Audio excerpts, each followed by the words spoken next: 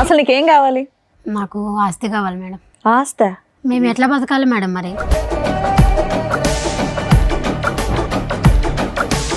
లవర్తో నువ్వు బతకడానికి మొగుడుతో డబ్బులు కావాలా నీకు? అవును మేడం కావాలి మరి. మేము ఎలా బతకాలి మరి చెప్పండి, మరి మీరే న్యాయం చెప్పండి. నేను పని చేయవా? చేయను నేను.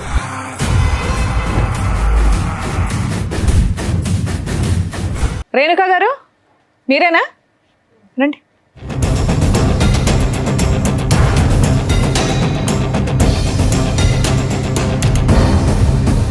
పిలువు తల్లి. దా బాబు నమస్కారం, కూర్చో. ఇతనేనా రెడ్ హ్యాండ్? మేడం. ఏమ్మా రేణుకా, అసలు నీకేం కావాలి? నాకు ఆస్తి కావాలి మేడం. ఆస్తా? ఎందుకు? లవర్ ఉన్నాడు కదా, ఇంకా ఆస్తి ఎందుకు? మేము ఎట్లా బతకాలి మేడం మరి? ఇగో కాళ్ళు ఇరుగుతాయి అంటారు చూడు, ఇప్పుడు నువ్వు చేసిన పనికి ఇక్కడ దాకా వచ్చి నీ కాళ్ళు నువ్వు అవును మేడం, మరి బతకాలంటే మేము ఎలా బతకాలి? కాలు చేతులు పని చేయట్లేదా మీవి? ఏంటమ్మా, అతను ఆస్తి ఇస్తే మీరిద్దరు కాపురం చేస్తారా? అవును సార్. అందుకే నా ఆస్తి సంతకానికి పిలుస్తుంది. ఆవిడ చూడమంటారేంటి సార్? మీకు బుద్ధి లేకపోతే? ఏమండి మీ ఆస్తి మీకు కావాలంట? కదా బుద్ధి లేదు ఇక్కడ. మీ ఆస్తి కావాలంటే అలాంటి పనికి మళ్ళీ అమ్మాయి కావాలి ముర్రో అని నువ్వు అడుగుతున్నావు. రెడ్ హ్యాండెడ్ గా దొరికితే పని చేసుకుని మీ ఆవిడంటే ఇష్టం కదా, వాళ్ళిద్దరిని పోషించండి.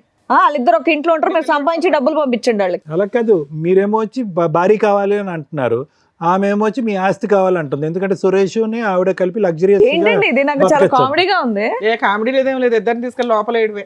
ఎందుకు వేస్తాడు మేడం లోపల?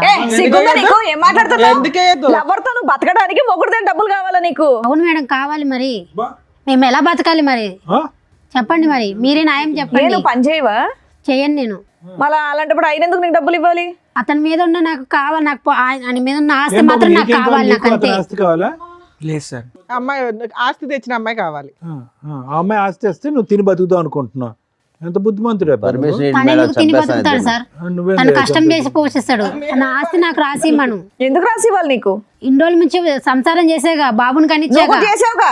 నువ్వు చేసావుగా ఇంత సంసారం. చేసే కాబట్టి నీ పేరు మీద ఉన్న ఆస్తి వాళ్ళకి ఇచ్చేసి కొడుకుని పోషించుకుంటాడు ఆయన. నెల నెల నువ్వు పని చేసి నెల నెల నీ జీతం తీసుకెళ్ళి ఆయనకి ఇవ్వు, ఆయన కొడుకుని పెంచుకుంటాడు. కాపురం ఆయన ఒకడే చేయలే, నువ్వు కూడా చేసావుగా. చేయలేదా? చేసా. డబుల్ చేసావు నువ్వు, ఆయన సింగిలే చేసాడు. అతను చేసే కంటే నేను ఇది చేసిన తక్కువేం కాదు మేడం. అమ్మో ఆయన ఏం చేశాడమ్మా? ఆయన ఎవరినైనా మోసుకొచ్చి కూర్చోబెట్టాడు ఇక్కడ? బాగానే నేర్చుకున్నావు మాటలు. అమ్మో పిల్ల ధైర్యానికి మెచ్చుకోవాలండి. ఏం చూసి మాట్లాడుతున్నారు మీరంతా? ఇతను చూసుకొని మాట్లాడుతున్నాను. చూసుకోమ్మా.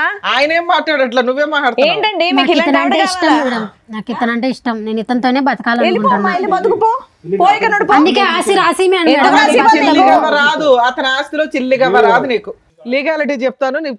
ఆస్తి రాదు, కొడుకు రాడు. నీ కొడుకు ఎలాగా? మీకేంటండి? మీరు చెప్పండి. ఇవిడ కావాలంటే చెప్పవసరం, మనమే చెప్తాం. ఆయనకేం తెలుసు? కూర్చొని వినండి. మీరే ఏదో ఒకటి చేయండి మేడం. అందుకే కూర్చొని చేసేది ఏం లేదు. నా ఆస్తి ఇవ్వండి, నేను అతను నా ఏంటి నీ ఆస్తి అను. ఉండుండమ్మా, నీకు ఎలాంటి ఆస్తులు ఇవ్వాలో, ఎలాంటి ఆస్తులు పంచిపెట్టాలో డాక్టర్ గారు, అడ్వకేట్ మేడం చెప్తారు, వినండి. సార్, ఇక్కడ ఎవరికన్నా కౌన్సిలింగ్ ఇవ్వాలంటే రాము గారికి ఇవ్వాలేమో. ఏంటంటే ఇది అస్సలు అర్థం పద్ధం లేనటువంటిదండి. చూసేటటువంటి ప్రేక్షకులు కూడా విచిత్రం అనుకుంటారు. అసలు ఇది మంచితనం అనుకోవాలా, పిచ్చితనం అనుకోవాలా, ఏమనుకోవాలి? మీరు రెడ్ హ్యాండెడ్గా చూశారు మీ భార్యని తప్పు చేస్తుండగా. అప్పటి వరకు మీరు ఆవిడకి ఏమీ తక్కువ చేయలేదు, ఏది కావాలంటే అది తీసుకొచ్చి పెట్టారు. అక్కడున్నప్పుడు ఓకే, ఏదో చూశానంటే కనుక క్షమించేద్దాం సార్, వదిలేద్దాము, ఎందుకంటే బాబు ఉన్నాడు అనేది కొంతవరకు మాకు అర్థమైంది.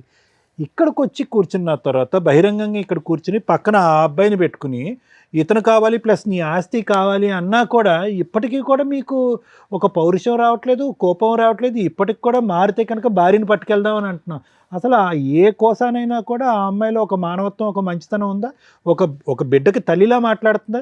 మిగతా సంగతి వదిలేసేయండి. మీరు అనుమానం పడతారు, కొడతారు, తిడతారు, హింస పడతారు, తాగొస్తారు, ఇవన్నీ తర్వాత మాట్లాడుకుందాం. కానీ ఆ కొడుకు ఏం తప్పు చేశాడు? ఆ కొడుకు సాక్షిగా ఈరోజు ఈ అమ్మాయి అబద్ధాలు ఆడుతుంది. రాముగారు ఒకటి గుర్తుపెట్టుకోండి, బాబు మీరు ప్రేమించారు, ఓకే, ప్రేమించి పెళ్లి చేసుకున్నారు. ఎక్కడో మారుమూల ప్రాంతం నుంచి పగలనక రాత్రనక కాయ కష్టం చేసుకుని ఇంట్లో అన్ని సుఖాలు తీసుకొచ్చి పెట్టారు. ఈ అమ్మాయి ఈ పక్కన సురేష్ ఎప్పటి నుంచి నడిపిస్తుంది రాయబారం? 4 సంవత్సరాలు బట్టి. అంటే ఈ అమ్మాయికి బాగా అలవాటైనటువంటి సీక్వెన్స్ ఏంటంటే ఇక్కడ తినటం, అక్కడ సుఖపడటం. ఇది అలవాటైపోయింది ఈ సీక్వెన్స్. ఎప్పటి వరకు అలవాటు అయ్యింది అంటే కనుక ఎప్పుడైతే ఇది సాఫీగా మీ కళ్ళకు కనిపించకుండా నడిచిందో అప్పటి వరకు కొనసాగింది. దురదృష్టం ఏంటంటే ఇది 4-5 సంవత్సరాలు బట్టి నడిచేటటువంటి ఈ కథ 4 నెలల క్రితమే మీ కళ్ళెదురుగుంటే పడింది. అప్పటి నుంచి మీరు ఎక్కడికి వెళ్తున్నావు, ఏం చేస్తున్నావు, ఇలా రకరకాల ప్రశ్నించేటప్పటికి పెట్టి బేడా చదువుకుని కొడుకును కూడా వదిలేసి అక్కడికి వెళ్ళిపోయింది. కానీ ఈవిడికేంటి, కేవలం సురేష్ ఒకటే వద్దు, ఎందుకంటే 4 years పాటు సురేష్తో పాటు కాపురం చేస్తూ మీ సుఖాలన్నీ అనుభవిస్తుంది, ఆస్తి తీసుకెళ్ళి ఆడికి పెడతాను ఆడ పెడుతుంది. కాబట్టి ఇప్పుడు కావాల్సింది ఏంటంటే కనుక ఇప్పుడు సురేష్ కావాలి, ప్లస్ మీ దగ్గర ఉండే లగ్జరీ కావాలి. సో అది లేకుండా ఆవిడ వదిలేయట్లేదు. వాస్తవానికి ఈరోజు మీరు నిజంగా అదృష్టవంతులు, ఈ అమ్మాయి బయటికి వెళ్ళిపోవటం అనేది. లేదంటే ఇక్కడే ఉందనుకోండి, సురేష్ కావాలి, మీ అనుమానం వద్దు, ప్లస్ మీ ఆస్తి కావాలంటే రాత్రి మీ ముక్కు మీద ఒక పిల్లో పెట్టి చంపేసి ఉండేది ఈ అమ్మాయి, ఆ సురేష్ హెల్ప్ తీసుకుని. ఎందుకు ఆ మాట అంటున్నాను అంటే కనుక ఎక్కడ కూడా ఏ కోసాన కూడా ఆ అమ్మాయికి ఒక పశ్చాత్తాపం కానీ, బాధ కానీ, ఒక ఆలోచన కానీ ఏమీ లేదు. గర్వంగా మాట్లాడుతుంది. కరెక్టే సార్, అలానే ఉంది ఇప్పుడు. సో ఒకటి వినండి రాము గారు, మీరు ఏదన్నా చేయాలి అని అనుకుంటే బాబున్నాడు అనే పాడటం ఆపేసేయండి. బాబుకు ఒక మంచి భవిష్యత్తు కావాలి అంటే కనుక బాబు కేవలం ఒక తల్లిని చూడటమే కాదు, మంచి వాతావరణం చూడవలసినటువంటి అవసరం కూడా ఉంది. ఇటువంటి తల్లి ఆ అబ్బాయికి ఉంది అంటే కనుక రేపొద్దున ఆ అబ్బాయి పెద్ద అయిన తర్వాత మిమ్మల్ని అడుగుతాడు, ఏంటి నాన్న అమ్మ క్యారెక్టర్ ఇలాంటిది అట్టు కదా, సురేష్ అనేటటువంటి అంకుల్ వచ్చిపోతున్నాడు, ఏంటి నాన్న ఏంటి కథ జరుగుతుంది అంటే కనుక ఏదో రోజు ఈ కథ అనేది మీరు మీ అబ్బాయికి చెప్పాలి.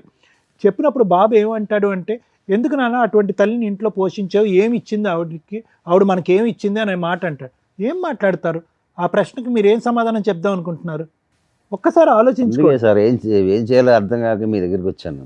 మీరు ఇక్కడికి వచ్చినటువంటి కారణం ప్రధానంగా ఏంటంటే మమ్మల్ని కలపండి, మా భార్యను మార్చండి అండి. మార్చాలి అనే కూడా ఈ వేదిక మీద ఉన్నటువంటి మేము ముగ్గురు మార్చాలన్నా కూడా ఆ మార్చగలిగేటటువంటి అక్కడ కూర్చునేటటువంటి వ్యక్తికి కొన్ని క్రైటీరియా ఉండాలి, కొన్ని అర్హత ఉండాలి, కొన్ని లక్షణాలు ఉండాలి, ఆలోచించేటటువంటి విధానం ఉండాలి, కొద్దిగా దిగి ఉండాలి.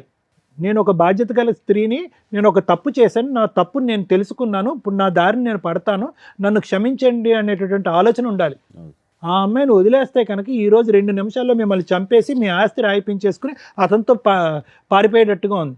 అటువంటి వ్యక్తులు మారటానికి అవకాశం లేదు. అటువంటి వ్యక్తుల్ని నాకు ఇవ్వండి అని అడగటానికి కూడా వినటానికి కూడా బాలేదు. సో ఈరోజు మీరు పరిష్కారం అని చెప్పి ఇక్కడి వరకు వచ్చారు, ఈ వేదికను నమ్ముకుని వచ్చారు. మీరు నమ్ముకున్నందుకు ఈరోజు ఆ అమ్మాయిని బతుమాలో వామాలో లేదంటే సురేష్కి ఒక 4 తగిలించి ఇక్కడి నుంచి పంపించినా కూడా వ్యక్తిత్వపరమైన లోపం ఉన్నటువంటి మీ భార్య ఎప్పటికీ మారదు. మారినటువంటి వ్యక్తి 10 రోజుల పాటు మీతో ఉంటుంది, తర్వాత మళ్ళీ వెళ్ళిపోతూ ఉంటుంది. మళ్ళీ మీ దగ్గరికి వచ్చి నాకు పైసలు కావాలి, నేను సుఖపడాలి అంటుంది. ఆవిడ కష్టపడదు, అతను పక్కనున్న అతను కష్టపడనివ్వదు, ఈ డబ్బులతోనే వాళ్ళు బ్రతుకుదామని డిసైడ్ అవుతారు. ఒక్కసారి ఆలోచించుకోండి, ఇది ముఖ్యమైనటువంటి అంశం.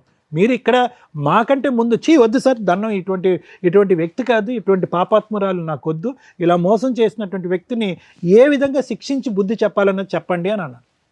అమ్మా రేణుక నీ పేరు ఏంటమ్మా, ఏం చూసుకున్నామ్మా నీకు అంత పౌరుషం, అంత గర్వం? ఏది మీ తల్లిదండ్రులకి తెలుసా ఇక్కడ జరిగేటటువంటి వ్యవహారం అంతా?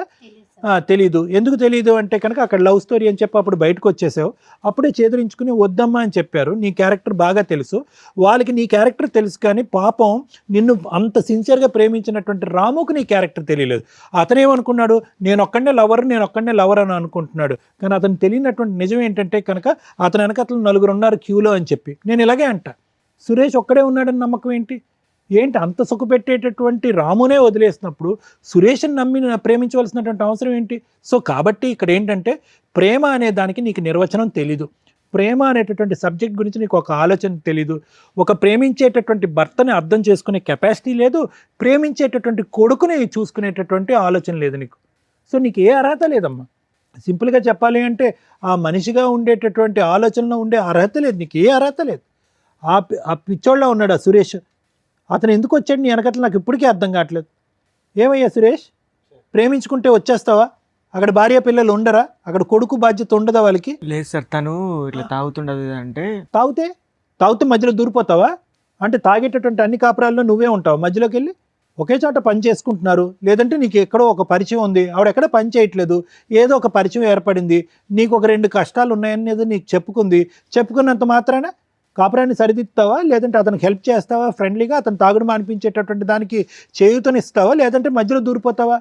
ప్రేమించడం వల్ల అలా ఏం ప్రేమ అయ్యా, ఇది ప్రేమ అంటారా? వద్దు రాముగారు, ఇలాంటి వ్యక్తిత్వాలు అసలు వద్దు. మీరు మంచివారిలా కనిపిస్తున్నారు, మీ కష్టాన్ని మీరు నమ్ముకున్నారు, తెలిసి తెలియకో ఇటువంటి అమ్మాయిని ప్రేమించారు. 4 సంవత్సరాల క్రితమే వీళ్ళిద్దరూ కలిపి మీకు వెనకతలు గోతులు తవ్వుతున్నారు, ఇప్పుడు కూడా మీరు బ్రతుకున్నారు అంటే కనుక అది కేవలం మీ అదృష్టమే. వీళ్ళు మీరు ఉండకుండా ఉండటానికి, మీ ఆస్తి కాజేయడానికి ఎంత దూరం అన్నా వెళ్ళటానికి వీళ్ళు రెడీగా ఉంటారు. సో మీరు నేర్చుకోవాల్సిన అంశాలు ఉన్నాయి ఇక్కడ. మేడం ఈ ఎపిసోడ్ స్టార్ట్ చేయడానికి ముందు మన వాళ్ళని ఒకసారి ఆ బాండ్ పేపర్స్ కానీ వైట్ పేపర్స్ ఏమైనా ఉంటాయి, ఎందుకంటే సిగ్నేచర్ తీసుకోవడానికి కన్ఫామ్గా నేను అది అట్లాగే కంప్లీట్ చేయాలని అనుకుంటున్నా. షూర్. సార్ ఇక్కడ మీరు ఎందుకు వచ్చారు? నా భార్య కావాలండి, నా పిల్లాడికి తల్లి కావాలండి అని. అలా మేము 100% ప్రయత్నిస్తాం ఎక్కడైనా కానీ. అలాగే ఒకవేళ మీరు తీసుకున్న డెసిషన్ కరెక్ట్ కాకపోతే మీకు ప్రాక్టికల్గా విత్ ఎవిడెన్స్తో చూపించి మీ ఆలోచన విధానం మళ్ళీ కన్ఫ్యూజ్ అవ్వకుండా మార్చటం కోసం మా వంతు ప్రయత్నం మేము చేస్తాం. ఇప్పుడు కూర్చున్న ఇంతసేపట్లో దగ్గర దగ్గర 4 hours నుంచి మీ ఎపిసోడే నడుస్తుంది. ఆవిడ రావడం వరకు అదృష్టం ఏంటంటే అమ్మగారు వచ్చింది, వస్తూ ఆవిడ లవర్ని తీసుకొని వచ్చింది. అప్పుడైనా మీరు రియలైజ్ అవ్వాలి. ఇందాక మీతో మాట్లాడినప్పుడు నేనేమన్నా, సార్ ఆ అమ్మాయి మీకు రెడ్ హ్యాండెడ్గా దొరికినప్పుడు నన్ను క్షమించండి, ఇంకోసారి ఇట్లాంటి తప్పు చేయను అని అలా పెద్దవాళ్ళని తీసుకొచ్చి ఏమన్నా బాండ్ పేపర్ మీద రాసి అంటే ఒక ఛాన్స్ ఇస్తాం మనం, అవునా? అలా అమ్మాయి అనకపోతే మీరు పిల్లాడి కోసం కావాలని తెచ్చుకుంటే మీ ముందే మీరు ఇట్లా పక్కకి సందులోకి వెళ్ళగానే ఎదురు సందులో నుంచి వచ్చి ఆయన లోపలికి వచ్చి కాపురం చేసి వెళ్తూ ఉంటాడు. అది రేపటి రోజున మిమ్మల్ని మీరు సూసైడ్ చేసుకునేలాగా ప్రొవోక్ చేయటమో, లేకపోతే వాళ్ళని చంపి ఇందాక నుంచి అంటున్నారు నాకు ఛాన్స్ ఇస్తే చంపేస్తాను మేడం అని, లేదా వాళ్ళిద్దరు కలిపి మిమ్మల్ని ఆస్తి కోసం చంపడం ఈజీగా జరిగే ప్రాసెస్. ఇక్కడ అన్యాయం అయ్యేది ఎవరు? పిల్లాడు. అర్థమవుతుందా? అలాంటి తల్లి ఆ పిల్లాడికి అవసరంలా, కానీ మీలాంటి తండ్రి అవసరం కదా. కాకపోతే మీ దగ్గర ఉన్న మైనస్లు ఏంటో కొన్ని చెప్తుంది ఆ అమ్మాయి. తాగుతాడండి, తిడతాడండి, అనుమానిస్తాడండి అని. అనుమానించడం గురించి మేమైతే అసలు కొంచెం కూడా డౌట్ పడట్లా, ఎందుకంటే ఆవిడ క్యారెక్టర్ 4 years నుంచి సీక్రెట్గా నడుస్తుంది కాబట్టి మీకు అనుమానం కదా, అది నిజాన్ని మీరు కన్ఫ్యూజ్ అవుతున్నారు, అది నిజం, అనుమానం కాదు. ఓకే, ఇక ఆ తాగుడు ఏంటి, ఆ తాగుడు పంచాయతీ ఏంటో అర్థం కాల. మీ దగ్గర ఓ పిల్లాడు ఉంటున్నాడు. లేదు మేడం, ఈ దీనివల్ల తాగడం సార్ మేము ఈ స్టేజ్ మీద మిమ్మల్ని రిక్వెస్ట్ చేసేది ఆ తాగుడు మానేయండి. 2, ఆ అమ్మాయి మీకు కరెక్ట్ కాదు, కానీ ఆ అమ్మాయి అడిగిన ఒక దారుణమైన మాట ఏంటో తెలుసా? ఆస్తి కావాలి అని. ఆస్తి కోసం ఎంత దూరం అన్నా వెళ్ళటానికి పర్ఫెక్ట్గా అమ్మాయి క్యారెక్టర్ సరిపోతుంది. ఇక్కడ ఆవిడతో మాట్లాడినాక మళ్ళీ మీతో మాట్లాడతా. ఎందుకు ఈ పేపర్ ఇక్కడ పెట్టించానో తెలుసా? మిమ్మల్ని కాపాడడం కోసం. అర్థమవుతుందా? సార్ మీతో మాట్లాడతా, ఈవిడతో మాట్లాడక చాలా ఉంది. సిగ్గులేదా మీకు? ఎక్కడన్నా లేడీస్ని మోసం చేస్తున్నారు, లేడీస్ వెన్నుపోట్లు పొడుస్తున్నారంటే మీరేంట్రా బాబు మగాళ్ళు పొడుచుకుంటున్నారు? ఆయన నీలాంటి మగాడేగా, ఆయన నీలాగా లవ్ చేశాడుగా, నీలాగా నమ్మకంగా పెళ్లి చేసుకున్నాడు, ఓ పిల్లాడిని కన్నాడుగా, ఆయనకే దిక్కాణం లేదు, నువ్వెక్కడ? అలా ఊది అవతలేస్తుంది అమ్మాయి, తెలుసా నీకు ఆ సంగతి? ఇక్కడ 6 years తిప్పి కొడితే 4 years నుంచి మోసం చేస్తుంది. నీది 4 years, ఇంకో 2 years అయితే ఊది అవతలేస్తుంది. నేను అర్థమవుతుందా? ఇలాంటి అమ్మాయిని నమ్మి లవ్ చేస్తున్నా అంటావా? రెడ్ హ్యాండెడ్గా దొరికిన భర్తకే దిక్కాణం లేదు ఇక్కడ, ఆయన లవ్ చేస్తున్నానని అంటున్నాడు. ఆఫ్టర్ ఆల్ లవర్వి, పైగా పెళ్ళై ఓ పిల్లాడున్న తల్లి, దానికి ఇంకో గ్రాండ్గా ఉన్న ట్యాగ్ ఏంటో తెలుసా? మోసగత్తె అని. అలాంటి అమ్మాయి కావాలని నువ్వు అడుగుతున్నావు చూసావా? అసలు నీకు ఆ అమ్మాయితో కలిసి ఉండడమే పెద్ద పనిష్మెంట్.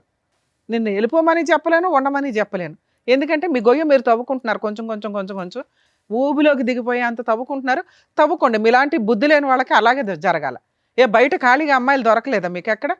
ఈ పనికి మాలిన ఆవిడే దొరికిందా? ఆవిడ చెప్పే ఒక్క రీజను కరెక్ట్గా లేదు తెలుసా? మేము ఒక మాట నోరు జారం అండి, చాలా జాగ్రత్తగా మాట్లాడతాం, కానీ అమ్మాయి మాట్లాడిన విధానం ఇందాక మేడం మాట్లాడినప్పుడు ఎంత యారగెన్సీ చూపించిందో తెలుసా? మిమ్మల్ని తీసుకొచ్చి ఇక్కడ ఎంత ధైర్యంగా కూర్చోబెట్టిందంటే వీళ్ళు ఏం చేసుకుంటారో చేసుకొని ఇవ్వండి అని. మేము ఇద్దరిని తీసుకెళ్ళి జైల్లో వేస్తానంటే ఎవరు మాట వేస్తారు అని. ఇదండి ఈరోజు సమాజంలో జరుగుతున్న తెగింపు. అక్రమ సంబంధాలు పెట్టుకున్న వాళ్ళ యొక్క తెగింపు ఏంటో తెలుసా? తప్పు చేసిన వాళ్ళని కంట్రోల్ చేయడానికి ఎప్పుడు లా అండ్ ఆర్డర్ ఉంటుంది. మీరు 497 సెక్షన్ ఏదైతే తీసి అవతల పడేశారో, ఇలాంటి వాళ్ళందరూ వాయిస్ రేస్ చేసి మాట్లాడుతున్నారు, కుదరకపోతే చంపేస్తున్నారు. అది అబ్బాయిలు చేస్తున్నారు, అమ్మాయిలు చేస్తున్నారు. ఎందుకంటే ఇక్కడ ఒక అబ్బాయి చేశాడు, ఇప్పుడు ఒక అమ్మాయి చేస్తుంది.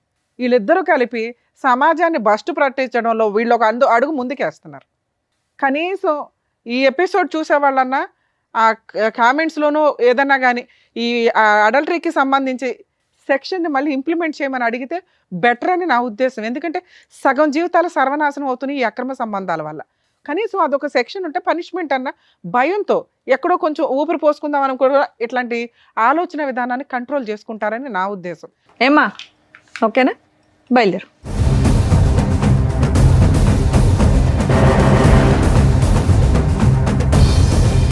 సార్ మీరు కొంచెం ధైర్యంగా ఉండండి.